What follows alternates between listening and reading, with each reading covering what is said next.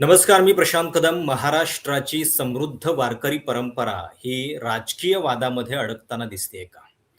एकतर या वारकरी संप्रदायामध्ये हिंदुत्ववाद्यांची घुसखोरी झाल्याचा एक आरोप, एक वक्तव्य शरद पवारांनी अ, काही दिवसांपूर्वी केलेलं होतं एका लेखामध्ये आणि त्याच्याबद्दल जेव्हा राष्ट्रवादी शरद पवार गटाचे प्रवक्ते आणि प्रवचनकार विकास लवांडे हे सातत्यानं आपली भूमिका मांडत होते आणि या संदर्भातले दावे करत होते. त्याच्यानंतर परवा दिवशी शनिवारी त्यांच्यावरती शाईफेक करण्यात आली आणि त्यांचा दावा असा आहे की पिस्तुलीचा धाक दाखवून त्यांच्यावरती हा हल्ला झालेला आहे. शनिवारी हल्ला झाला.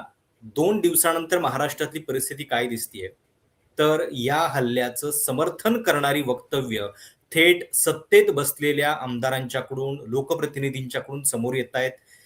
त्या दिवशी विकास लवांडे यांना पोलिसांनी आश्वासन दिलेलं होतं, की आम्ही लवकरात लवकर कारवाई करू. त्यामुळे त्यांनी त्यांचं ठिय्या आंदोलन त्या दिवशी मागे घेतलं. पण 2 दिवसानंतर आता जेव्हा आपण ही चर्चा करतोय, अद्यापही पोलिसांना हे आरोपी सापडलेले नाहीयेत. म्हणजे जी सत्ता, जी व्यवस्था महाराष्ट्रामध्ये आहे, तीच या हल्लेखोरांना पाठीशी घालते आहे का?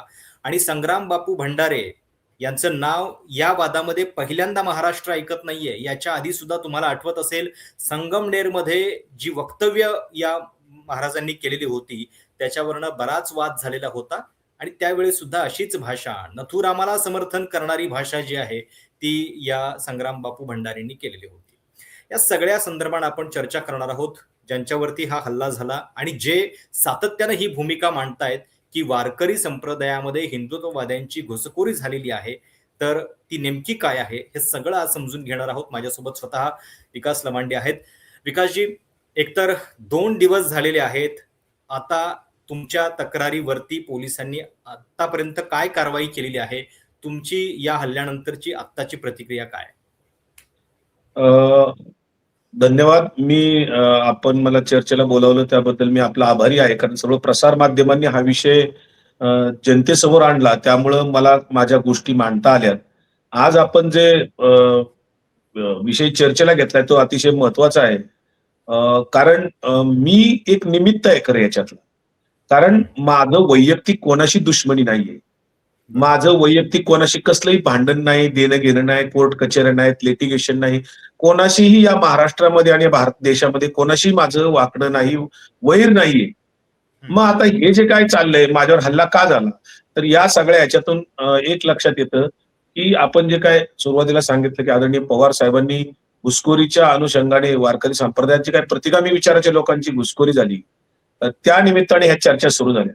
आता परवा आपण सांगितल्याप्रमाणे 9 तारखेला हं. म्हातोबाची आळंदी हवेली तालुक्यामध्ये म्हणजे माझ्याच तालुक्यात आहे. हो. म्हातोबाच्या आळंदीत माझं सकाळी तिथे एका दशक्रिया विधीच्या निमित्ताने प्रवचन होतं. तर तिथे मी बरं. 8:45 वाजता त्या गावात गेलेलो होतो.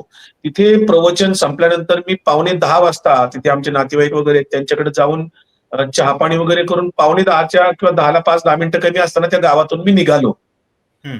त्या गावातून मी निघालो असताना गावाच्या बाहेर 1-1.5 किलोमीटर अंतरावर एक रेल्वे क्रॉसिंग आहे तिथे रेल्वे आणि तिथे शेजारी रेल्वे क्रॉसिंगच्या बाजूला स्मशानभूमी आहे.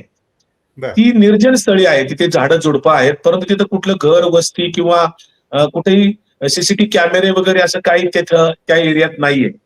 आणि मग हं. त्याच नेमक्या एरियामध्ये मला हे लोकं पाठीमागून आले आणि माझ्या बरं. गाडीला आडवी लावली. माझ्या गाडीमध्ये मी आणि माझा ड्रायव्हर होतो. पुढे गाडी बरं. आडवी लावली आणि दोघं जण पहिले माझ्या गाडीजवळ आले आणि मला हं. जवळ येऊन म्हणाले, की खाली या. त्यांनी नम्रतेने अगदी मला असा हात वगैरे जोडला. त्याच्यामुळे मला असं वाटलं, की कोणतरी ओळखीचे असेल. कारण मी पूर्ण वेळ राजकारणात, समाजकारणात वावरत असताना, महाराष्ट्रात फिरत असताना मला कुणीही कुठेही लोकं भेटतात आणि हं. मी दिलखुलासपणे प्रत्येकाशी संवाद साधायचा प्रयत्न करत असतो. तर बरोबर. तिथे ते दोघं जण आले. त्यांनी मला खाली उतरा तुमच्याशी बोलायचं म्हटलं. मी गाडीतनं खाली उतरलो. खाली हं. उतरल्यानंतर ते मला म्हणले, "तुला फार मस्ती आली का? काय चाललंय तुझं? आणि तू आमच्या महाराजांच्या बद्दल बोलतो का? आमच्या गुरुजीबद्दल बोलतो का?" असं ते बोलल्यानंतर मी म्हटलं, "काय तुमचं म्हणणं काय मग? तुम्ही काय म्हणजे मला मारणार आहात का?" असं मी हं. हं. बोलतोय म्हणजे अर्धा मिनिट पण नाही झाला, तर तो बाकीचे 10-12 जण तिथे लगेच घोळका करून बरोबर. माझ्या भोवती आले आणि मला आल्या-आल्या दोघांनी असं गचंडी मारली, धक्काबुक्की केली आणि मी म्हटलं, "काय तुम्ही मला मारणार का? कशासाठी दादागिरी करताय? तुम्हाला कायदा हातात घेताय तुम्ही?" तर मग एकाने लगेच रिव्हॉल्वर माझ्यावर असा रोखला 2-3 फूट अंतरावरून. म्हणलं, "आवाज बरं. करायचा नाही. तुला बघितलं का हे काय आहे?" आवाज करायचा नाही, बोलायचं नाही. मग मी बरं. थोडासा थबकलो आणि मग थबकल्यानंतर मला पुन्हा दुसऱ्या दोघांनी शिवीगाळ अशी दमदाटी चालू केली, जरा अर्वाच्य भाषेत घाणेरडं बोलायला लागले. आणि मग मी म्हटलं, तुम्ही नीट बोला, तुमचं काय म्हणणं आहे? तर परत दुसऱ्यांनी मला एकाने कमरेचा शर्ट वर करून दाखवला, म्हटलं, हे काय बघितलं का? तुझा 4 दिवसात आम्ही कार्यक्रम करणार आहोत, असं तो म्हणला. बरं. आणि मग पुन्हा मला असं घाणेरडं बोलत ढकललं आणि त्या स्मशानभूमीच्या गेटच्या आत मला नेलं त्यांनी 2-3 फूट. पोलिसांनी त्याचा ओके. पंचनामा केलाय. आणि मग त्या बरं. जागेवर गेल्यावर मग मी शांतपणे उभा राहिलो. त्या व्हिडिओमध्ये पण दिसतंय की तो एक निर्जन परिसर आहे थोडासा आणि हो. तिथं तुम्हाला एक हे करण्याचा प्रयत्न केलेला आहे. नाही, तिथे कुणीच नाहीये आणि मी मग तिथं असा शांतपणे उभा राहिलो, संयम ठेवला माझ्या स्वतःवर मी आणि म्हणलं, तुम्हाला करा काय करायचे ते. मी मनाची तयारी केली, आता आपल्याला मरायचंच आहे. आता आपण काय प्रतिकार करण्यात काय पॉइंट नाही आणि प्रतिकार करू शकत नव्हतो मी. त्यामुळे मी शांत उभं राहण्याची भूमिका घेतली संयमाने आणि मनाची तयारी पूर्ण केली. मग ते संग्राम भांडारे त्याच्या कार्यकर्त्याला त्यांनी सूचना केली, की बाबा रेकॉर्डिंग चालू कर, शूटिंग चालू कर. आणि मग ते शूटिंग चालू केलं त्याने. शूटिंग चालू केल्यावर हा तो व्हिडिओ पण त्यांनीच केलेला आहे म्हणजे. हो, मग जो प्रसार माध्यमांच्या माझ्यावर शाई टाकताना जो व्हिडिओ आलाय, तो त्यांनीच त्यांच्याच मोबाईलमध्ये तो रेकॉर्ड केलेला आहे. 41 सेकंदाचा तो व्हिडिओ आहे. आणि माझ्या अंगावर मग ते 4 बाटल्या ऑइल ओतलं. ते शाई नाही बरं का. ते बातम्यामध्ये प्रसार माध्यमात शाई शाई ते सगळे शाई म्हणतात, पण ती शाई नव्हतीच. ती ऑइल सदृश आणि त्याच्यात केमिकल सदृश पदार्थ तो होता. आणि 4 बाटल्या त्यांनी माझ्या अंगावर ओतल्या. मी शांतपणे उभा होतो आणि ते पळून चालले. पळून चालल्यावर मी शाई ओतल्यावर पण पुन्हा त्यांना म्हणणार, अरे आता शाई संपली तुमची ओतली, तर निदान बोला तुमचं काय म्हणणे, थांबा, पळता कशाला तुम्ही? तर ते पळत गेले, थांबले नाहीत. अगदी 20 सेकंदात, 15-20 सेकंदात ते पळाले गाडीत बसून, कारण रोडला लोक जमायला लागली होती. आणि तोपर्यंत माझा ड्रायव्हर मध्ये येईल म्हणून माझ्या ड्रायव्हरला रोडच्या पलीकडच्या दुसऱ्या बाजूला दोघं तिघांनी तिकडे त्याला डांबून धरला होता. त्याचा शर्ट फाटला, त्यालाही तिथे एका बाजूला त्यांनी हालचाल करून दिली नाही. आणि मी किंवा माझ्याबरोबर दुसरं कोणी नव्हतं, शूटिंग करू शकत नव्हतो. माझा मोबाईल गाडीत होता. बरं, ओके. त्यानंतर मग लोक रोडची जी आली, त्यातल्या एका माणसाने मग मला पाणी वगैरे दिलं. आणि नाही, त्यांनी स्वतः व्हिडिओ रेकॉर्ड केला, याचा अर्थ आपलं हे कृत्य हे त्यांना पोचवायचं होतं लोकांच्या पर्यंत आणि त्याच्यातनं आपल्याला काही होणार नाही ही एक त्याच्यातनं म्हणजे उद्दामपणा दिसतोय त्याच्यामधनं, की आपलं काही कोणी वाकडं करू शकणार नाहीये. 100%, कारण त्यांना तेवढा कॉन्फिडन्स होताच, म्हणून तर एवढे 10-15 जण आले होते. आणि त्यांनी म्हणजे मी तिथे नंतर तोंड धुतलं. मला रोडच्या लोकांच्या आलेल्या लोकांनी पाणी वगैरे दिलं. मी पोलीस स्टेशन तिथून 8 किलोमीटर अंतरावर आहे. मी तिकडे जाईपर्यंत त्यांनी जो तो व्हिडिओ काढला होता, मी तिकडे पोलीस स्टेशनला पोहोचेपर्यंत तो व्हिडिओ प्रसार माध्यमांच्यात येत होता आणि मलाही सोशल मीडियात तो व्हिडिओ आला. म्हणजे इतकं त्यांनी जलद त्याचा तो व्हायरल केला, कारण त्यांना हे दाखवायचं होतं की आमचं कोणी काय वाकडं करू शकत नाही. आणि बघा आम्ही विकास लवांडे सारख्याला कसं आम्ही त्याचं हे करू शकतो, किंवा त्याला कसं आम्ही काळं ऑइल वगैरे ओतलं त्याचा, हे सगळं त्यांना शौर्य त्यांचं दाखवायचा एक त्यांचं प्रयत्न होता, असं मला त्याच्यातनं दिसतं. आणि मग 11 वाजता माझं लोणी काळभोर पोलीस स्टेशनला फिर्याद पोलिसांनी घेतली, माझं स्टेटमेंट दिले. परंतु ते स्टेटमेंट दिल्यानंतर पोलिसांनी आर्म ऍक्ट नुसार जे कलम लावायला पाहिजे ते लावलेलं नाही. बाकीची 6-7 कलम लावलेत, पण आर्म ऍक्टचं कलम न लावल्यामुळे अद्यापपर्यंत त्यांना अटक नाही. आज 2 दिवस झाले मी पोलिसांच्याकडे फॉलोअप घेतोय. सकाळी तर पोलीस म्हणतात आम्हाला वेळच नव्हता, काल रविवार आम्हाला बंदोबस्त होता वगैरे असं बोलले. आणि आता संध्याकाळी मी आज फोन करतोय तर पोलीस माझे फोन घेत नाहीत. पीआयनी फोन घेतला नाही, माझा डीसीपींनी फोन घेतला नाही आणि परतही मला केलं नाही अजूनपर्यंत. 2 लोकप्रतिनिधींच्या प्रतिक्रिया मी बघितल्या, महेश लांडगे आणि अजून एक आहेत, आता मला पटकन नाव आठवत नाहीये, पण त्यांनी समर्थन केलेलं आहे. मला वाटतं संग्राम जगताप ते असं म्हणतायत की ज्या पद्धतीनं प्रत्युत्तर दिलेलं आहे त्याचा आम्हाला आनंद आहे वगैरे, आणि त्यांनी ही कृती जी आहे ती योग्य ठरवलेली आहे. तर म्हणजे एक प्रकारे लोकप्रतिनिधी याचं समर्थन करतायत. हो, कारण हे जे लोक होते हे त्यांचेच आहेत, भाजपाचे किंवा धारकरी होते, त्याच्यातले काही गोरक्षक होते, विश्व हिंदू परिषदेचे कार्यकर्ते, असे ते सत्ताधारी पक्षाच्याच संघटनांचे ते लोक होते. आणि 2 आमदारांनी नाही, 3 आमदारांनी याचं जाहीर समर्थन केलं. गोपीचंद पडळकर, संग्राम जगताप, महेश लांडगे आणि कॅबिनेट मंत्री नितेश राणे. नितेश राणेंनी तर भाषणात काल जाहीरपणे एक ठिकाणी सांगितलं की संग्राम भंडारेंना कुणीही काही केस त्यांचा वाकडा करू शकत नाही आणि त्यांना काही होणार नाही अशा पद्धतीचं त्यांनी डायरेक्ट विधान केलेलं आहे. आणि आमदारांनी पण सांगितलंय, अभिनंदन केलं यांचं. म्हणजे याचा अर्थ काय होतो की सरकार पुरस्कृतच हा हल्ला माझ्यावर झालेला आहे. कारण मी ते सगळं पाहत असताना 2 दिवस झाले तरी त्यांना अटक होत नाही. अजून त्यांचं पोलीस म्हणतात ते त्यांचे मोबाईल स्विच ऑफ आहेत, ते सापडत नाहीत. याचा अर्थ काय होतो, तर हे सरकार पुरस्कृत हल्ला होता की काय? कारण सरकारमधला कॅबिनेट मंत्री जो संविधानाची शपथ घेतलेली आहे, आमदारांनी शपथ घेतली विधिमंडळाची, मग यांनी शपथा काय घेतल्या होत्या? शपथा घेतलेल्या त्या आमदारांनी आणि मंत्र्यांनी पायदळी तुडवलेल्या आहेत आणि वारंवार तुडवले आहेत याच्या आधी सुद्धा. कारण यांना अनेक गुन्हे पचलेले आहेत. मग ते प्रवीण गायकवाडांच्यावरचा हल्ला असेल किंवा हनुमंत पवारांच्यावरचा हल्ला असेल, मागच्या 6 महिन्यात असे 2-3 हल्ले त्यांनी पचवलेले आहेत. हो, तो एक पॅटर्न बनत चाललेला आहे. जे जे लोक प्रखरपणे बोलतायत त्या सगळ्यांना मेसेज देण्याचा एक प्रयत्न आहे आणि त्याच मालिकेमध्ये म्हणजे गेल्या काही दिवसापासून जेव्हा तुम्ही आक्रमकपणे ही भूमिका मांडत होतात आणि सगळी यादी समोर आणत होतात, त्याच्यानंतर तुम्हाला टार्गेट केलं गेलेलं आहे. तुम्हाला एक प्रकारे शांत करण्याचा हा प्रयत्न आहे आणि त्या माध्यमातून इतरांना सुद्धा एक इशारा देण्याचा प्रयत्न झालेला आहे. पण याच भूमिकेवरती तुम्ही अजूनही ठाम आहात का? आणि हे घुसखोर जे आहेत ते वारकरी संप्रदायाची, समतेची, प्रबोधनाची परंपरा बाधित करतायत, याच्याबद्दल तुम्ही अजून पुढे बोलत राहणार आहात का? खरं तर मी सुरुवातीलाच बोलल्याप्रमाणे माझी वैयक्तिक ही काही कोणाशी काही डिस्प्यूट नाहीये. माझं वैयक्तिक कोणाशीही शत्रुत्व नाहीये. ही जी काही माझी लढाई आहे, आदरणीय पवार साहेबांनी जो लेख लिहिला तो खरं तर उशिरा लिहिला असं माझं मत आहे. काही वर्षापूर्वीच लिहायला पाहिजे होतं. आणि साहेबांनी जे उल्लेख केला त्या एका मासिकामध्ये की वारकरी संप्रदायामध्ये प्रतिगामी विचाराची लोक घुसलेली आहेत आणि ती घुसखोरी झाल्यामुळे तिथे धर्मांध विचाराला ते खतपाणी घालतायत. हे जे काही साहेबांनी लिहिलं आणि त्याच्यानंतर मग मी, कारण मी वारकरी संप्रदाय म्हणजे आमच्या घरात 3 पिढ्याचा वारकरी संप्रदाय आहे. माझ्यावर बालपणापासून तो संस्कार झालेला आहे. आळंदीला, पंढरीला किंवा देहूला जाणं हे आमच्या कुटुंबात 3 पिढ्या आहे. मी वडिलांच्यावर लहानपणी आळंदीला जायचो किंवा ग्रंथ वाचायचं घरी कंपल्सरी असायचं, हरिपाठ म्हणणं हे कंपल्सरी असायचं घरी आम्हाला. आणि त्याच्यामुळे मग माझ्यावर तो संस्कार वारकरी संप्रदायाचा झाला होता. अभ्यास माझा आहे आणि अलीकडच्या काळात 5-10 वर्षात मी आणखी त्याच्यातलं सविस्तर हे सगळं तत्वज्ञानाच्या अंगाने त्याचा जेव्हा अभ्यास केला तर असं लक्षात आलं की मनुस्मृती मानणारी लोक किंवा वर्णवर्चस्ववादी लोक किंवा पुरोहितशाहीचं समर्थन करणारी लोक याच्यामध्ये घुसलेले आहेत आणि ते वर्णवर्चस्ववाद त्याच्यामध्ये लागतायत, कर्मकांडाचं समर्थन करतात आणि संतांच्या विचारधारेच्या विसंगत मांडणी ते करतायत. मग पवार साहेब जेव्हा म्हणतात घुसखोरी झाली तेव्हा ती किती लोक आहेत, तर माझ्याकडे 200 नावं निघतील एवढी लोक आहेत.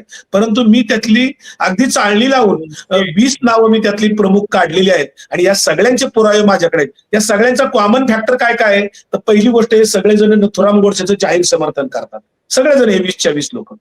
दुसरी गोष्ट हे काय करतात, ते सगळेजण जाहीरपणे प्रबोधन करताना कीर्तन प्रवचनातनं किंवा भाषणातनं कुठेही जाहीरपणे हिंदू मुस्लिम तेढ वाढेल अशा पद्धतीची मुस्लिम विरोधी विधानं सातत्याने ते करत असतात, हिंदुत्ववादाची भूमिका मांडतात.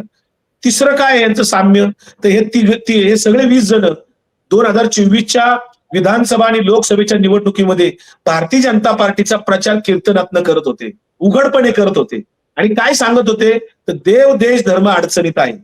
आता हे सगळं करत असताना मग या 20 लोकांना मी प्रश्न विचारले, 21 प्रश्न विचारलेत, पत्रकार परिषद घेऊन विचारलेत की तुम्ही माझ्या ह्या 21 प्रश्नांची उत्तरं द्या, मग तुमचं मी जाहीरपणे अभिनंदन करेन. उत्तर तुम्ही समर्पक द्या, सप्रमाण द्या आणि पुराव्यानिशी उत्तर द्या. असे त्यांना 21 प्रश्न मी विचारलेले आहेत. त्याच्यामध्ये की बाबा तुम्ही संभाजी भिडे जाहीरपणे म्हणलेले आहेत की ज्ञानोबा तुकोबापेक्षा मनु श्रेष्ठ होता. माणूसश्रेष्ठ आहे. आता हे विधान वारकरी संप्रदायातले लोक कसं सहन करू शकतील?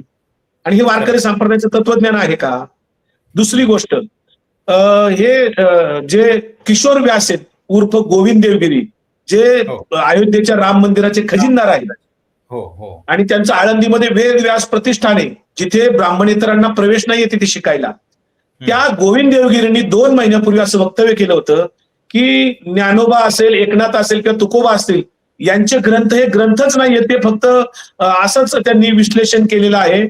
तर रामदासचा जो दासबोध आहे हा एकमेव एवढा ग्रंथ या महाराष्ट्रात फक्त आहे. हे विधान त्यांनी केलं. हे कशाच्या आधारे विधान केलं? हा वारकरी संप्रदायात आम्ही कसं सहन करायचंय?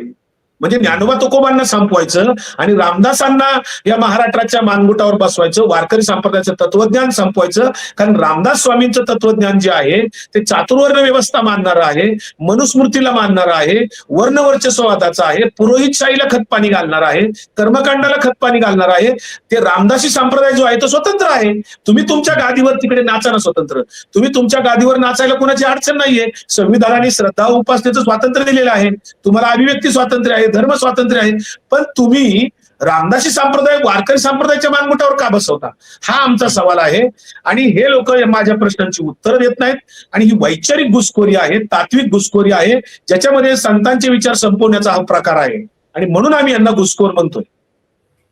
पण म्हणजे ज्यावेळी तुम्ही या सगळ्या संदर्भात पत्रकार परिषद घेतली आणि या सगळ्याबद्दलचे दावे केले, त्याच्यानंतर या मंडळींचा असा आरोप आहे की तुमच्या वक्तव्यामुळे त्यांच्या धार्मिक भावना दुखावलेल्या आहेत आणि त्यामुळं या हल्ल्यापर्यंत गोष्ट आली, असा सुद्धा दावा केला जातोय.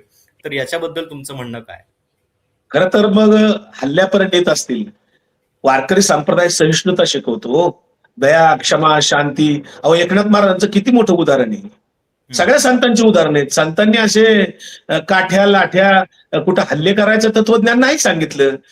ज्ञानेश्वर माऊली म्हणतात, जे खळांची व्यंकटी सांडो तया सत्कर्मी रती वाढो, भूता परस्परे जडो मैत्र जीवांचे. ह्याच्यातून त्यांना काही बोध होतोय का? संतांनी सहिष्णुता सांगितली, संतांनी मानवता सांगितली, समता सांगितली. एकनाथ महाराज सांगतात, सगळ्या संतांनी सांगितलं. हो, नामदेव महाराजांनी सुरुवातीला सांगितलं, यारे यारे लहान थोर भलते याती नारी नर. आणि हे प्रश्न विचारणारे आम्ही कोण, असं त्यांना जेव्हा प्रश्न मला ते विचारतात की हा कोण प्रश्न विचारणारा? अहो, जगद्गुरु तुकाराम महाराजांनी सांगितलं, सकळाशी येथे आहे अधिकार. संतांनी सुद्धा त्या त्या काळामध्ये धर्मपीठाला जेव्हा काही प्रश्न विचारले तेव्हा धर्ममार्तंड त्या काळातले सुद्धा असंच म्हणायचे, तुम्हाला काय अधिकार आहे प्रश्न विचारण्याचा. आणि त्यावेळेच्या सगळ्या सनातन वैदिक धर्माच्या धर्ममार्तंडांनी संतांचा छळ केला, अपमान केला, त्यांना प्रचंड बेदम मारहाण केलेली आहे. प्रचंड हाल अपेष्टा संतांच्या झालेल्या आहेत. आणि त्या कुणी केल्या? मुस्लिम धर्माने केलेलं नाही, त्यावेळेच्या मोगलांनी केलेलं नाहीयेत. ज्ञानेश्वर महाराजांच्या आईवडिलांचा छळ कुणी केला, त्यांना देहांत प्रायचित्त कुणी घ्यायला लावलं? तर ते सनातन वैदिक धर्माचे लोक होते. ज्ञानेश्वर महाराजांना, सोपान काकांना निवृत्ती मुक्ताबाईला वाळीत कुणी टाकलं? किंवा जगद्गुरु तुकाराम महाराजांच्या गाथा कुणी बुडवल्या?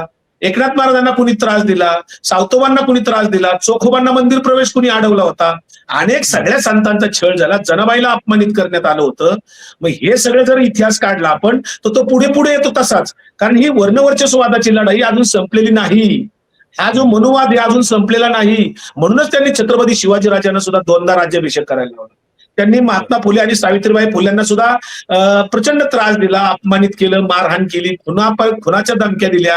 हे सगळं करून नंतर महात्मा गांधीचा सुद्धा त्यांनी खून केला. मधल्या काळामध्ये छत्रपती शाहू महाराजांना सुद्धा त्यांनी पंचगंगेवर शाहू महाराज जेव्हा स्नान करायला जायचे तेव्हा तिथले राजाराम शास्त्री भागवत जे शाहू महाराजांचे मित्र होते त्यांनी सांगितलं की हे जे भटजी आहेत हे पुराणोक्त मंत्र म्हणतात, राजे आहेत त्यांना वेदोक्त मंत्र म्हणला पाहिजे. पण त्या भटजींनी स्पष्टपणे सांगितलं की राजे जरी असले तरी ते शूद्र आहेत, शूद्रांसाठी पुराणोक्त मंत्र असतात. म्हणूनच आमचा हा वाद आज जो पूर्वजांपासून सुरू आहे, संतांपासून सुरू आहे, समाज सुधारकापासून सुरू आहे, तो आजपर्यंत आहे. दाभोळकर, कलबुर्गी, पानसरेंचा खून झाला. हे खून करणारे कोण होते? पाकिस्तानच्या लोकांनी खून केला का? बांगलादेशच्या लोकांनी खून केला का? कुणी खून केला या समाज सुधारकांचा? काय त्यांनी घोडं मारलं होतं? आणि महात्मा गांधींची यांना कुठली अडचण होती? हे उलट यांचे जे लोक होते, हिंदू महासभेचे लोक, RSSचे लोक, जे यांचे आयडॉल आहेत, यांनी ब्रिटिशांची तिथं चाकरी केल्यासारखं किंवा फंद फितुरी केलेली आहे, माफ्या मागितलेल्या आहेत. महात्मा गांधी लढलेले आहेत. मग आमचं म्हणणं आहे की संत लढले, समाज सुधारक लढले, तुमचे महापुरुष कुणी याच्यात नव्हते. म्हणून तुम्हाला संतांच्या वारकरी संप्रदायाची अडचण झाली. म्हणून त्यांनी महानुभव पंथात सुद्धा घुसखोरी केलेली आहे चक्रधर स्वामींच्या. त्याचबरोबर बसवेश्वरांच्या लिंगायत धर्मामध्ये सुद्धा घुसखोरी केलेली आहे. आज लिंगायत धर्माचे बरेचसे लोक कट्टर हिंदुत्ववादाची भाषा बोलायला लागले, मानव पंथातले लोक तसं बोलायला लागले. आणि हे तिन्ही संप्रदाय हे 12व्या शतकात सुरू झाले होते. आणि संतांनी सांगितलं, नामदेव महाराज म्हणले, आम्हा सापडले वर्म करू भागवत धर्म. हा जो भागवत धर्म आहे हा सगळ्या जाती धर्मांना सोबत घेऊन जाणार आहे. म्हणूनच पुढच्या काळात जगद्गुरु तुकाराम महाराज म्हणाले, विष्णुमय जग वैष्णवांचा धर्म, भेदाभेद भ्रम अमंगळ. हे जे काय आहे याचा अर्थ काय? एकनाथ महाराज काय म्हणले? वेदांचा वेदार्थ, शास्त्रांचा शास्त्रार्थ, आमचा परमार्थ वेगळाची.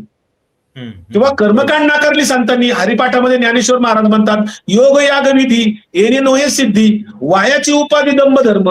म्हणजे काय?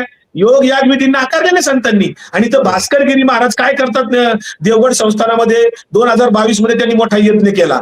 पंचदीक्षा विधी त्यांनी तिथे केला. मोठमोठे बच्ची तिथं आणून, पुरोहित आणून तिथं तो होम हवन यज्ञ केला. आणि तिथं मागे बोर्ड लिहिला होता, सनातन वैदिक धर्म परंपरेनुसार हा विधी आहे म्हणून. आणि तिथं जी देवगड संस्थांची पंढरपूरला म्हणजे किती खरं तर विरोधाभास आहे की ज्या संतांनी वैदिक धर्मातल्या सगळ्या प्रथा कर्मकांड नाकारून भागवत धर्माची स्थापना केलेली होती आणि जो समतेचा मार्ग दाखवलेला होता की ज्याच्यामध्ये म्हणजे देवामधलं आणि भक्तामधलं अंतर कमी करून टाकलं होतं, त्याच्यामध्ये कुठल्या मध्यस्थाची गरज नाहीये. आणि त्या वारकरी संप्रदायावरती पुन्हा अशा पद्धतीचं एक अतिक्रमण केलं जातं एक प्रकारे. तर हा फरक जो आहे तो मिटवण्याचं काम या काळामध्ये सुरू झालेलं आहे का? आणि मला एक प्रश्न हा पडलेला आहे की इतकी सरकार आजवर येऊन गेली, कधी कुणाला या वारकरी संप्रदायाचा असा वापर करावा असं वाटलं नाही. या काळामध्ये नेमकं हे का होतंय? म्हणजे आम्ही बातम्या ऐकायचो की पंढरीच्या वारीमध्ये एखादा नेता सामील झालेला आहे, तो वारी करतो इथपर्यंत ठीक होतं. पण ही वारीच अशा पद्धतीची पूर्णपणे हायजॅक करणं पॉलिटिकली, हे करण्याची गरज मुळात कशासाठी आणि त्याच्या पाठीमागचे काय उद्देश आहे? अगदी अतिशय चांगला प्रश्न तुम्ही विचारला. तुम्हाला आठवत असेल, या महाराष्ट्रामधले विधान परिषदेचे अध्यक्ष सभापती होते, जे सहकार मंत्री राहिलेले आहेत, पंढरपूर देवस्थानचे ते अनेक वर्ष अध्यक्ष होते, कीर्तनकार प्रवचनकार होते, त्यांचं एक मासिक सुद्धा निघायचं, असे स्वर्गीय बाळासाहेब भारदे. मोठं नाव होतं वारकरी संप्रदायामध्ये. पुण्यातले उल्हासदादा पवार त्यांचे अनुयायी होते. त्या उल्हासदादा पवार किंवा बाळासाहेब भारदे जे होते, त्या भारदे दादांनी संतवाणी नावाचं एक त्यांचं पाक्षिक निघायचं. त्याच्यामध्ये त्यांनी खूप संतांच्या ह्या सगळ्याचं विश्लेषण केलं. बाळासाहेब भारदेंनी, एवढे काँग्रेसचे मोठे नेते होते ते, पण त्यांनी कधी काँग्रेसची वारकरी आघाडी काढली नाही हो. पण 2014 नंतर काय झालं? सत्तांतर झालं. काँग्रेस किंवा काँग्रेसच्या समविचारी पक्षांची, काँग्रेस राष्ट्रवादीची आघाडी सरकार गेली आणि जे काय भारतीय जनता पार्टीचं सरकार आलं, देवेंद्र फडणवीस मुख्यमंत्री झाले. आणि तिथून पुढे तुषार भोसले नामक व्यक्तीला, ज्याचा वारकरी संप्रदायाशी काही संबंध नव्हता, तो काही कीर्तनकार नाही, प्रवचनकार नाही, किंवा तो पंढरपूरची वारी कधी केलेली नाही त्यांनी, त्याला तिथे काय केलं त्यांनी? वारकरी आघाडी नाही काढली, आध्यात्मिक आघाडी काढली. भारतीय जनता पार्टी आध्यात्मिक आघाडी काढली. पुढच्या काळामध्ये एकनाथ शिंदेनी काय केलं? धर्मवीर आध्यात्मिक सेना काढली. तिथेही अक्षय भोसले, तिकडे तुषार भोसले, इकडे अक्षय भोसले. ही जी काय तरुण मुलं त्यांनी तिथे दिलेली आहेत, यांना एकच काम दिलंय. कारण ह्यांचा अजेंडा काय आहे? एकनाथ शिंदे असतील किंवा भारतीय जनता पार्टीचा, धर्मावर आधारित राजकारण करायचं, धर्माधिष्ठित राजकारण करून धर्मावर मतं मागायची. कारण विकासाची कामं काय करायचीच नाहीत आपल्याला, लोकांना मागं घेऊन जायचंय. म्हणून त्यामुळं कर्मकांड कर म्हणून मंत्री, सेक्युलर सरकार असताना, संविधानाचं इथं असताना मंत्री त्या ठिकाणी पूजा अर्चा, होम हवन यज्ञ याच्यात अडकलेले आहेत. देशाचे पंतप्रधान त्याच्यामध्ये अडकलेले आहेत. देशाच्या मुख्यमंत्री आणि देशाचे पंतप्रधान आणि मुख्यमंत्र्याच्या शपथविधीला जर का बुवा, बाबा, बैरागी, महंत, साधू तिथं हजर असतील, ज्याच्यामध्ये मग इतर धर्मियांचे लोक कोणी नसतात, म्हणजे हे सेक्युलर देश आहे, हे यांना मान्यच नाहीये. मी इथं अडचण कोणाची आहे? महाराष्ट्र धर्म ज्याला आपण म्हणतो, हा महाराष्ट्र धर्म म्हणजे काय?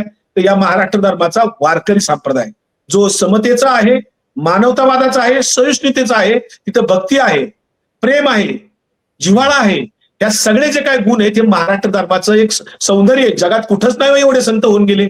आणि हे काय करतात? हे 20 घुसखोर मी जाहीर केलेत किंवा आणखी 100 लोक आहेत, हे स्वतःला साधू आणि संत म्हणून घ्यायला लागले हो. अहो, साधू कोणाला म्हणतात? ज्यांनी राग, लोभ, मद, मत्सर, अहंकार हे षड्रिपुजांनी धुवून टाकलेत, आपल्यातले 6 विकार धुतले, त्याला साधू म्हणतात हो. आणि परमार्थिक तरी कोणाला म्हणतात? जो आत्मपरीक्षण करतो, आत्मनिरीक्षण करतो आणि स्वतःतले दोष निवारण करण्याचा जो प्रयत्न करतो, त्याला परमार्थिक होण्याचा अधिकार प्राप्त होतो. इथे काय झाले? ऐसे कैसे झाले भोंदू, कर्म करोनी म्हणती साधू, ही उक्ती यांना पूर्णपणे लागू पडते. आता हे काय करतात? सोयीने काही आपले अभंग घेतात आणि या लोकांनी अभंग घ्यायचा, यांची गादी वेगळी आहे, सनातन वैदिक धर्माची गादी आहे. आता मागाशी तुम्ही जे फरक म्हणला, तो फरक मी थोडक्यात सांगतो. सनातन वैदिक धर्माचे आराध्य दैवत वेगळं आहे आणि संतांच्या भागवत संप्रदायाचं आराध्य दैवत पंढरपूरचा पांडुरंग आहे. सनातन धर्माचं आराध्य दैवत वेगळं आहे. सनातन धर्माचं आराधना पद्धती सुद्धा वेगळी आहे. आराधना पद्धती काय आहे सनातन वैदिक धर्माची? तर तिथे व्रत, वैकल्य, पूजा, होम हवन, यज्ञ हे सगळं केलं जातं. वारकरी संप्रदायामध्ये आराधना पद्धती काय आहे? गळ्यात तुळशीची माळ, गोपीचंदनाचा टिळा, आळंदी पंढरीची वारी, एकादशी व्रत आणि हरिपाठ म्हणणे, भजन कीर्तन श्रवण करणे, ही आराधना पद्धती व साधी. आणि उघड मंत्र दिला, रामकृष्ण हरी म्हणा फक्त, तुम्हाला डायरेक्ट देव भेटेल, मध्यस्थाची गरज नाही. उघड मंत्र दिला. आणि सनातन वैदिक धर्मामध्ये गुप्त मंत्र आहे. त्यांचा आराध्य ग्रंथ जसे वेगळे अधिष्ठान ग्रंथ, 4 वेद, 6 शास्त्र, 18 पुराण हे त्यांचे अधिष्ठान ग्रंथ आहेत. वारकरी संप्रदायाचे अधिष्ठान ग्रंथ काय आहेत? प्रस्थानत्रयी त्याला म्हणतात. गीता, भागवत, ज्ञानेश्वरी, अमृतानुभव, चांगदेव 65, हरिपाठ, एकनाथी भागवत, जगद्गुरु तुकाराम महाराजांची गाथा, बाकी सगळ्या संतांचे अभंग, हे सगळं अधिष्ठान ग्रंथ आहेत. याच्या पलीकडचं कुठलंही तत्वज्ञान कीर्तन प्रवचनकारांनी, त्या नारदाची गादी त्याला म्हणतात, तुकोबा ज्ञानोबाची गादी, तिथून दुसरं काही सांगायचं नाही. पण हे काय करतात, जो अभंग सेवेला घेतात तिथं तो घ्यायचा, दाखवायचा, मात्र तिथं दुसरंच घुसडायचं. तिथं 16 संस्कार सांगायचे, कर्मकांड सांगायचं, पुरोहितशाहीचं महत्व सांगायचं आणि पारलौकिक जीवनाचं महत्व सांगतात. तुकाराम महाराजांनी एका ठिकाणी सांगितलं, इहलोकीच्या व्यवहारे नये डोळे धुरे भरून राहो. म्हणजे या इहलोकीच्या व्यवहारामध्ये तुम्ही डोळ्यात धूर गेल्यासारखं राहू नका, असं जगद्गुरु तुकाराम महाराज म्हणतात. आणि हे काय करतात, पारलौकिक जीवनाचं सांगतात. स्वर्गाची अभिलाषा दाखवतात, नरकाची भीती दाखवतात आणि पुनर्जन्माची भीती दाखवतात. काही थोतांड सांगतात. महिलांना व्रत वैकल्यात गुंतून टाकले हो. अहो, यांना संतांचा पुरोगामी विचार आहे हे त्यांना पटतच नाही. आणि मग यांनी काय केलंय, कुणी भगवी कपडे घालून तिथे येते. आता 3 गिरी आहेत, मी जे 20 नावं जाहीर केल्यात, रामगिरी, भास्करगिरी, गोविंददेवगिरी. हे गिरी काय वानगडे? वारकरी संप्रदायातल्या एकाही संताला तसं गिरी लावलेलं नाही. सावतागिरी, एकनाथगिरी, तुकारामगिरी हे का नाही लावलं बरं? संतांची कुणाची भगवी कपडे नाही. वारकरी संप्रदायाचा वेश काय आहे? शुभ्र पांढरी कपडे आहेत हो. पांढरा रंग हा समतेचा आहे, तिथे सगळ्यांना सामावून घेतला जातो. आणि निसर्गाचा रंग येतो, कापसाचा रंग. मग तिथे भेदभाव नाहीये. मग यांनी काय करायचं, भगवी कपडे घालायचे. गेल्या 3 वर्ष 4 वर्ष बघा तुम्ही, पंढरपूरच्या वारीमध्ये भगव्या टोप्या घालून तिथं दिंडीत फिरायला लागले. आणि रामकृष्ण हरी जो संतांचा मंत्र आहे तो पुसून जय श्रीराम म्हणतात. माझ्यावर जो हल्ला केला त्या संग्राम भांडारेंनी, तुम्ही तो व्हिडिओ बघू शकता. तो शाही वाचल्यानंतर जाताना काय म्हणतोय, जय श्रीराम म्हणतोय. रामकृष्ण हरी नाही म्हणला तो जाताना, जय श्रीराम म्हणला. जय श्रीराम. हा, जय श्रीराम. तर ह्यांना रामकृष्ण हरी मंत्र पुसूनच टाकायचं. कारण का, संतांचं तत्वज्ञान त्यांच्या अडचणीचं आहे. म्हणून तर रामदास स्वामी आणायचं आहे. अहो, देहूमध्ये रामदास स्वामी त्यांनी ऑलरेडी प्रस्थापित केला. तिथे गाथा मंदिर बांधलं. पांडुरंग घुले म्हणून एक जुन्नरचे जुने महाराज आहेत. ते सुरुवातीला काय चांगले कीर्तन पारंपरिक करायचे, पण नंतर काय झालं, हे जे किशोर व्यास गोविंद देवगिरी यांनी त्यांना गाथा मंदिर बांधण्यासाठी भरमसाठ पैसे उपलब्ध करून दिले. आणि त्याच्या बदल्यात काय काम करायचं, तर तिथं गाथा मंदिरात तुकाराम महाराजांची गाथा कोरली भिंतीवर सगळीकडे, तुकारामांची मूर्ती बसवली. पण तिथं रामदास स्वामी सुद्धा बसवले. रामदास स्वामीचे सुद्धा मनाचे श्लोक तिथं चालू केले. तिथल्या मुलांना शिकवताना मनाचे श्लोक कंपल्सरी आहेत म्हणायला. दासबोध ग्रंथ वाचायला आहे. म्हणजे तुकारामांच्या देहूमध्ये जी विसंगत विचारसरणी आहे मंबाजीची, त्या मंबाजीचं तत्वज्ञान रामदास स्वामीच्या माध्यमातून तिथं आणलं. हे पांडुरंग घुले महाराजांच्या माध्यमातून. म्हणजे देहूत ऑलरेडी आहे. अजून एक सांगतो तुम्हाला, ज्ञानेश्वर महाराजांच्या समाधीचं एक 20-25 वर्षाच्या पाठीमागे कधीही समाधीचे तिथं अभिषेक वगैरे होत नव्हता. कुठल्याही संतांच्या मंदिरात होम हवन यज्ञ होत नव्हते 800 वर्षात. पण गेल्या काही वर्षामध्ये ज्ञानेश्वर महाराजांच्या समाधीचं सुद्धा तिथे एक वेगळ्या प्रकारचा सकाळी अभिषेक केला जातो. म्हणजे हळूहळू पुरोहितशाही तिथे आणायची. गोष्टी म्हणजे दिसताना दिसतायत, पण त्याच्यातनं एक वेगळा अजेंडा, वेगळ्या गोष्टी, म्हणजे आधीचं जे समतेचं तत्वज्ञान आहे ते पुसण्याचा प्रयत्न या निमित्ताने केला जातो. म्हणजे रामदास स्वामींच्या बद्दल जर काय करायचे तर तुम्ही त्यांच्या ठिकाणी करा, सज्जनगडला करा. इथं तुम्ही देहूमध्ये तिथं करण्या पाठीमागचा उद्देश काय, याच्यामुळे शंका उपस्थित होतात. नाही, 100%. अहो, त्यांनी अशा छोट्या खूप गोष्टी आहेत. आज साने गुरुजींनी मंदिर प्रवेश मिळून दिलेला काहीतरी 75-77 वर्ष झाली. पंढरपूरमध्ये त्यांनी 1948 साली अतिशूद्रांना मंदिरात प्रवेश नव्हता ना. साने गुरुजींनी तिथं प्रवेश मिळून दिल्यानंतर जेव्हा मंदिर खुलं झालं सर्वांसाठी, साने गुरुजींचं बलिदान गेलं त्याच्यामध्ये, त्यावेळेचं काय घडलं होतं, तिथल्या बडव्यांनी मंदिर प्रवेश केल्यानंतर म्हणजे विठ्ठल बाटला, त्यांनी स्वतंत्र मंदिर बांधलं आणि तिथं काय तरी प्राण प्रतिष्ठा केली. त्या चैतन्य विठ्ठल मंदिर त्याला म्हणतात. तिथं हे बरेच वर्ष त्यांच्या विठ्ठलाच्या मंदिरात जायचे, या मूळ मंदिरात येतच नव्हते बरेच वर्ष, आणि लोक त्यांच्या मंदिरात जात नव्हती. मग काय, पुन्हा हे काही वर्षांनी यायला लागले मूळ मंदिरात, कारण त्यांच्या मंदिरात कुणी जाईनाच. का? ते विठ्ठल बाटला म्हणायचे. आजही जे देगलूरकर मी नाव त्याच्यामध्ये घेतले बघा घुसखोरांच्या मध्ये, देगलूरकर आणि ही चैतन्य देगलूरकर वर्ग मंडळी जर कुठे कीर्तनाला गेली ना, तर बर कुणाच्या घरी जेवतात हा त्यांना माझा जाहीर सवाल आहे आपल्या माध्यमातून. तुम्ही जेवता कुठे, कुणाच्या घरी जेवता? हम्म. शिदा घेतात हे शिदा, बर कुणाच्या घरी जेवत नाहीत. अहो म्हणजे तुम्ही काळी टोपी, आता चंद्रशेखर देगलूरकर काळी टोपी घालतात. चंद्रशेखर देगलूरकरने आम्हाला सांगावं, काळी टोपी वारकरी संप्रदायात कुठल्या अर्थाने, कोणत्या तत्वज्ञानात बसते? किंवा तो किशोर शिवनीकर लातूरच्या सप्त्यातले पैसे घेऊन पळाला, हो पिस्तूलधारी आहे तो, स्टेटसला पिस्तूल ठेवतो किशोर शिवनीकर. बर हे कोणत्या तत्वज्ञानात बसतं? कोणत्या ज्ञानोबा तुकोबांच्या तत्वज्ञानात सांगितलंय सप्त्याचे पैसे घेऊन पळायचे किंवा रिव्हॉल्वर महाराजांनी पाळायचा? हा संग्राम भांडारे. मग तो चौका चौकामध्ये नथुराम गोडसेचे स्मारक उभारले पाहिजेत. बिश्नोईचं त्यांनी समर्थन जाहीरपणे केलं, रोज करतो तो. मग हे नथुराम गोडसेचं किंवा गुंडांचं समर्थन करण्याचं तत्वज्ञान ज्ञानोबा तुकोबांच्या कोणत्या तत्वज्ञानात बसलं? संतांच्या कोणत्या अभंगात हे सांगितलं? जरा आम्हाला सांगा, कळू द्या आम्हाला.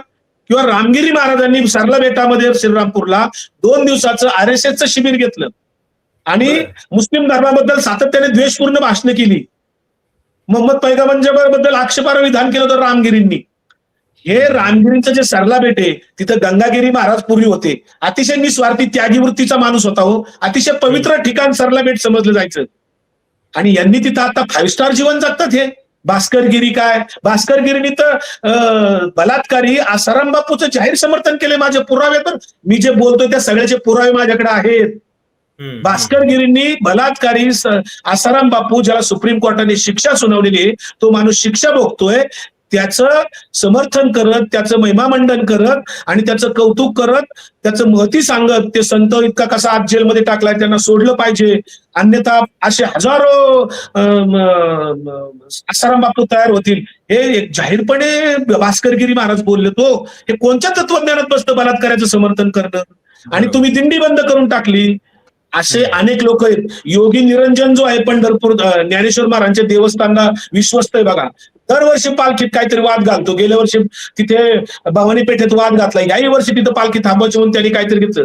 तो RSSचा कट्टर प्रचारक आहे. असू द्या, काय हरकत नाही, पण तू इकडे कशाला आला? मग तिकडे RSSचा प्रचारक म्हणून काम कर ना.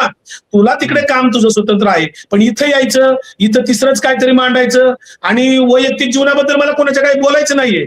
अहो अशोक खरात एक आहे, पण असे अशोक खरात प्रत्येक तालुक्यात आहेत, प्रत्येक जिल्ह्यात आहेत. मी वारंवार सांगतोय, शासनाने अशी मोहीम काढावी भोंदूबाबांची पोलीस स्टेशनच्या माध्यमातून. आमच्यासारखे शेकडो कार्यकर्ते पोलिसांना मदत करतील आणि भोंदूबाबांचा पर्दाफाश करायला आम्ही मदत करू शकतो. या महाराष्ट्रातल्या या भोंदूगिरींनी काय केलं? लोकांचं आर्थिक शोषण केलंय, महिलांचं शोषण केलंय, मानसिक शोषण केले, लोकांना बुद्धी गुलामगिरीत ठेवले. प्रचंड या महाराष्ट्राला मागं नेण्याचं काम हे भोंदू बाबा करतायत. दर आठवड्याला 1500 एक बाबा वर येतोय हो. तुम्ही आता ज्या सांगताय की कशा पद्धतीनं याच्यामध्ये म्हणजे वेगळ्या पद्धतीने एक विचार घुसवण्याचा प्रयत्न होतोय. मला प्रश्न हा पडलेला आहे की जो आपला वारकरी समाज आहे किंवा म्हणजे महाराष्ट्रातल्या ग्रामीण भागामध्ये किती गावामध्ये कीर्तन आणि प्रवचनाची परंपरा आहे, पारायण होत असतात, त्या लोकांना हा प्रकार जो आहे तो लक्षात येतोय का? म्हणजे यांना अशा पद्धतीने आमंत्रण देताना आपण कुणाला आमंत्रण देतोय की हे सगळं पद्धतशीरपणे चाललेलं आहे आणि हे प्रस्थ वाढवण्यासाठी व्यवस्थापन मदत करते का? 100%. अहो यांचं एकमेकांची साखळी असते, कोणाला बोलवायचं कोणाला नाही. जो महाराज संतांचे खरेखुरे विचार मांडेल, साधेपणाने जाईल, फारसे पैसे मागणार नाही, त्याला तारखाच मिळत नाहीत कीर्तनाच्या प्रवचनाच्या. ही एकमेकाची साखळी असती. मला तारीख दिली का, 7 दिवसात सप्ताह का, मग उद्या त्याला तारीख द्या, परवा त्याला द्या. अहो हे ठरून सगळं चालतं. आणि तिथे जाऊन काय करायचं? तुकोबाच्या गादी जाऊन मोमबत्तीचे विचार सांगायचे. ही लढाई जी आहे ते मनुस्मृती विरुद्ध संतांचा म्हणजे सूक्ष्म फरक जो आहे तो ओळखणं गरजेचं आहे आणि हे धोके जे आहेत याच्यातले ते लोकांना सुद्धा नीट कळले पाहिजेत या सगळ्यामध्ये. अहो माऊलींनी सांगितलं ना हरिपाठामध्ये, चहुवेदी जाणं साही शास्त्री कारण, 18ही पुराणी हरिसी गाती, मंथुनी नवनीता तैसे घे अनंता, वाया व्यर्थ कथा सांडी मार्ग. म्हणजे या बाकड कथा पुराण कथा सांगून तुमचा मार्ग सांडतील द्या. हे माऊलींनी हरिपाठात सांगितलं हो. पसायदान काय सांगतं? आता विश्वात्मके देवे, हे विश्वची माझे घर. आणि हे रोज मुस्लिम दिवस सांगतात. भारतीय जनता पार्टीचा अजेंडा कीर्तन परंपरेतून राबवतात, संत विचार पायदळी तुडवतात. हे कोणत्या ग्रंथात सांगितलं आम्हाला कळू द्या तरी. हा वारकरी संप्रदाय जर परंपरेच्या वारकऱ्यांना मान्य असेल तर माझं काहीच म्हणणं नाही. काय माझं वैयक्तिक नुकसान नाहीये, पण महाराष्ट्र धर्म बुडणार आहे. पुढच्या पिढीला खरा वारकरी संप्रदाय समजणार नाही. जसं शाळेमध्ये विद्यापीठामध्ये अभ्यासक्रम बदलायचं काम चाललंय ना देशभर, त्याच पद्धतीने इथे उद्या संत नरेंद्र मोदीचा सुद्धा एखादा अभंग घालून एखादा ग्रंथ रुजवला जाईल काय सांगता येत नाही. खरंय, भयानक प्रकार चालू आहे. या हल्ल्यानंतर तुम्ही शरद पवारांची सुद्धा भेट घेतलेली होती. काय त्यांचं म्हणणं होतं, तुमचं काय बोलणं झालं आणि पुढची लढाई जी आहे ती आता कशा पद्धतीनं लढणार आहात? जर अशा पद्धतीनं रिस्पॉन्स येत असेल, 2-2 दिवस झालं पोलिसांकडनं काही हालचाल नाहीये, लोकप्रतिनिधी समर्थन करतायत, तर तुमच्या समोरची आव्हानं या लढाईतली मोठी आहेत. आव्हानं निश्चित मोठी आहेत. हा लढा खूप व्यापक स्वरूपाचा आहे. हा लढा वैचारिक आणि तात्विक लेवलचा आहे. हा लढा राजकीय स्वरूपाचा नाहीये. हे आपल्या माध्यमातून मला नम्रपणे महाराष्ट्राला मी वेळोवेळी अनेक वेळा सांगतोय, आजही पुन्हा सांगतो की ही लढाई आमची राजकीय स्वरूपाची नाही, पक्षीय लेवलची नाहीये. ही लढाई वैचारिक आणि तात्विक आहे. महाराष्ट्र धर्म वाचवण्यासाठी आहे. वारकरी संप्रदाय नासवण्याचं जे काम चाललंय ते संतांचा वारकरी संप्रदाय टिकवण्यासाठी ही लढाई चाललेली आहे. मी जेव्हा परवा हा हल्ला सहन केला तेव्हा आमच्या पक्षाच्या सगळ्या नेत्यांचे मला फोन आले. महाविकास आघाडीतल्या सगळ्या नेत्यांनी माझ्या समर्थनार्थ प्रतिक्रिया सुद्धा नोंदवल्या. आदरणीय पवार साहेबांनी मला फोन केला, सुप्रियाताईंनी फोन केला, आमचे शशिकांत शिंदे असतील, जयंत पाटील, सगळ्या नेत्यांनी फोन केले, प्रतिक्रिया दिल्या. रोहितदादा पवार तिथं पोलीस स्टेशनला स्वतः तिथे आले. 1000-1500 लोकांनी गर्दी करून मला पाठिंबा दिला. मी तिथं सत्याग्रह केला आणि मग तिथं 2 दिवसाची पोलिसांना मुदत दिली. पण अद्यापर्यंत पोलिसांनी कोणालाही अटक केलेली नाहीये. अटक होईल का नाही मला शंका आहे. आणि जे कलम लावायला पाहिजे आर्म ऍक्टचं ते लावलेलं नाहीये. त्यामुळं मी काही घाबरलेलं नाही. पवार साहेबांनी मला बोलून घेतलं. मी काल सकाळी साहेबांना भेटल्यानंतर साहेबांनी हे सगळा घटनाक्रम माझ्याकडनं समजून घेतला आणि मला संरक्षण मिळावं म्हणून पोलीस महासंचालक राज्याचे त्यांना फोन केला. पुणे पोलीस आयुक्तांना सुद्धा पवार साहेबांनी फोन केला आणि मला संरक्षण मिळावं आणि त्या आरोपींवर कायदेशीर कारवाई करावी अशा पद्धतीचं पवार साहेबांनी तिथे फोनवरून त्यांना सूचना केल्या. परंतु अद्यापर्यंत काही झालेलं नाही. मला संरक्षणही मिळालं नाही. माझ्या जीविताला 100% धोका आहे. मी महाराष्ट्रभर फिरत असतो. माझे ठिकठिकाणी भाषणं असतात, व्याख्यानं असतात, दौरे असतात आणि मी प्रतिक्रिया देत असतो. परंतु मी आयुष्यभर 35 वर्ष मला सार्वजनिक जीवनात झाली. मी कधीही अर्वाच्य बोलत नाही, खालच्या दर्जाचं बोलत नाही, असंसदीय भाषा वापरत नाही, कायदा कधी हातात घेत नाही. मी स्वतः निर्व्यसनी आहे, कोणाला व्यसन करायला सांगत नाही. मी व्यसनमुक्तीचं काम करतो आणि अशा पद्धतीने संतांचा विचार समाजात रुजवण्यासाठी, शिवशाहू फुले आंबेडकरांचा विचार रुजवण्यासाठी हा सनातन वैदिक धर्म विरुद्ध संतांचा भागवत वारकरी संप्रदाय, हा 2 विचारांचा संघर्ष, 2 तत्वज्ञानाचा संघर्ष, वर्णवर्चस्वादाच्या विरुद्ध हा समतेचा लढा आणि मनुस्मृती विरुद्ध तुकारामांची गाथा, अशा पद्धतीने हा लढा संघर्ष पूर्वी होता, तो आजही आहे. आम्ही तो लढत राहणार. मी दुप्पट वेगाने काम करणार, महाराष्ट्रात जाणार, जनजागृती करत राहणार, सनदशीर मार्गाने करणार, लोकशाही मार्गाने करणार. भले यामध्ये माझा मृत्यू झाला तरी चालेल. शेवटी मृत्यू कधी ना कधी होणारच आहे. यांच्या हातून जर माझा मृत्यू लिहिला असेल, मला जीवे मारून जर यांचा प्रश्न सुटणार असतील, मला जीवे मारून जर यांचं हिंदू राष्ट्र होणार असेल तर जरूर माझा खून करा तुम्ही. परंतु माझा खून जरी केला, तुम्ही गांधींना मारलं, अनेकांना मारलं, समाज सुधारकांना मारलं, पण विचार मारू शकत नाही. एकाही संतांचा नैसर्गिक मृत्यू झाल्याची कुठेही नोंद नाही हो, कुठंच नोंद नाही की नैसर्गिक मृत्यू झाला एखाद्या संतांचा. आणि हे स्वयंघोषित संत, यांच्यात बोंधुगिरी आहे, डुप्लिकेट पण आहे. यांनी वेश फक्त वारकऱ्यांचा घेतलेला आहे. हे वारकरी नाहीत, हे घुसखोरच आहे. घुसखोर या शब्दाला दुसरा पर्यायी शब्द नसल्यामुळे वैचारिक आणि या तात्विक घुसखोरीला आम्ही घुसखोरच मानणार. माझ्या 21 प्रश्नांची ज्या दिवशी उत्तर देतील तेव्हा समर्पक उत्तर सप्रमाण मिळाली तर त्यावेळेस मी त्यांचा जाहीर सत्कार करेल. मात्र या माध्यमातून आमची जनजागृती चालू राहणार. आम्ही या भ्याड हल्ल्याला, या धमक्यांना भीक घालत नाही. मला मागच्या महिन्याभरामध्ये प्रचंड फोन आल्यात, मेसेज आल्यात, फोन, शिवीगाळ, सोशल मीडियातनं सुद्धा जीवे मारण्याच्या धमक्या रोज चालू आहेत मला, पण मी घाबरणार नाही. तुमच्या या खरोखर म्हणजे लढाऊ बाण्याचं कौतुक आहे आणि महाराष्ट्र धर्मासाठीची ही लढाई तुम्ही लढत आहात. आणि वेदनादायी आहे की महाराष्ट्राची इतकी समृद्ध वारकरी परंपरा, तिला अशा पद्धतीनं कलुषित केलं जात आहे काही संकुचित राजकारणासाठी आणि त्याच्यातनं हे असे धोके जे आहेत ते वारकरी संप्रदायाच्या समृद्ध परंपरेवरती आपल्याला दिसत आहेत. खूप खूप धन्यवाद या सगळ्या चर्चेबद्दल. आणि मला आशा आहे की हा जो सगळा विषय आहे की ज्या कारणामुळं गेले काही दिवसांपासून वारकरी संप्रदाय सातत्यानं चर्चेत आहे, त्याला राजकारणाच्या क्षितिजावरती आणण्याचा प्रयत्न केला जातोय, त्याच्यातली त्याच्या पाठीमागची पार्श्वभूमी जी आहे ती तुमच्या लक्षात आली असेल.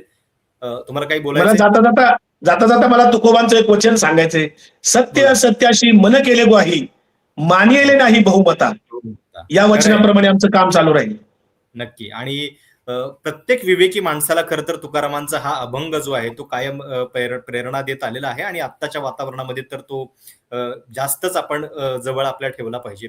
खूप खूप धन्यवाद या संपूर्ण चर्चेबद्दल. तुमच्या काही सूचना प्रतिक्रिया असतील प्रेक्षकांनी तर आवर्जून कळवा. धन्यवाद. रामकृष्ण हरी.